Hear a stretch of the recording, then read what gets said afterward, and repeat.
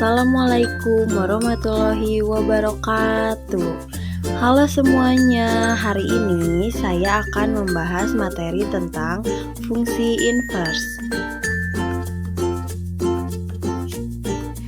Nah, tapi sebelum kita masuk ke materi fungsi inverse, kita harus tahu dulu nih, apa sih itu fungsi? Fungsi adalah relasi yang menghubungkan setiap anggota A dengan tepat ke satu anggota B. Jadi, anggota A hanya memiliki pasangan tunggal dengan anggota B. Jadi, anggota A tidak boleh memiliki pasangan lebih. Bisa dilihat pada gambar di samping bahwa domain hanya memiliki tepat satu pasangan pada kodomainnya. Nah, gambar ini juga menunjukkan bahwa ini suatu fungsi, karena walaupun gambar ini sedikit berbeda dengan gambar sebelumnya, tetapi pada gambar ini juga menunjukkan bahwa semua domain memiliki pasangan pada kodomainnya. Sedangkan pada gambar ini menunjukkan bahwa ini bukan fungsi. Mengapa?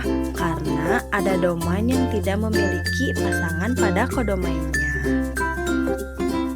Pada gambar ini juga menunjukkan bahwa ini bukan fungsi, karena selain ada domain yang tidak memiliki pasangan pada kodomainnya, pada gambar ini juga menunjukkan bahwa ada domain yang memiliki dua pasangan pada kodomainnya.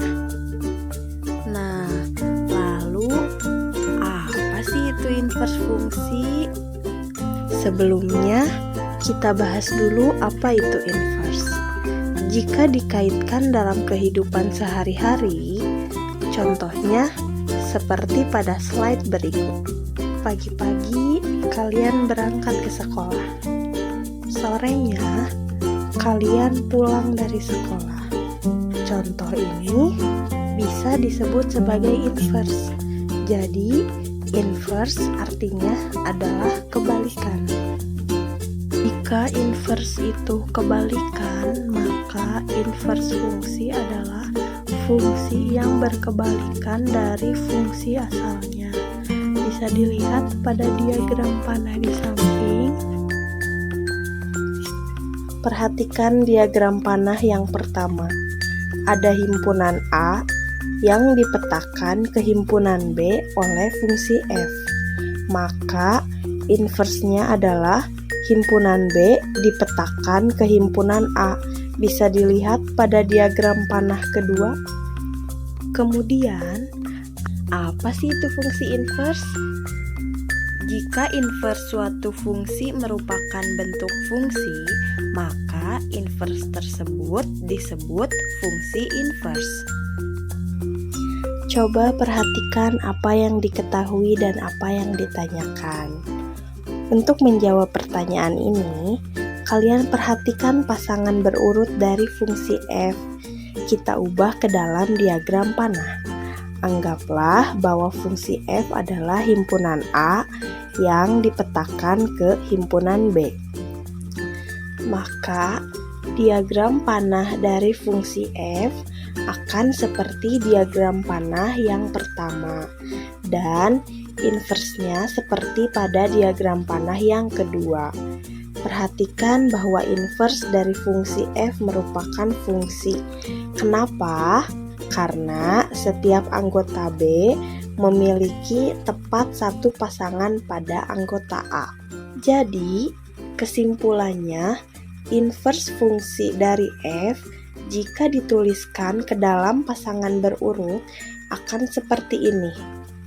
Dan F merupakan fungsi inverse. Nah, mungkin cukup sekian materi inverse fungsi yang dapat saya sampaikan. Untuk melihat kemampuan belajar kalian, yuk kita coba mengerjakan soal berikut.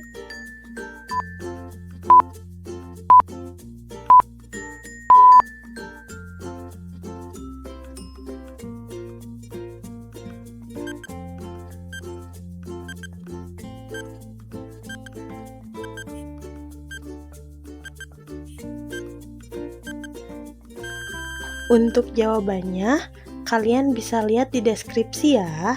Jangan lupa like, komen, dan subscribe. Sampai jumpa.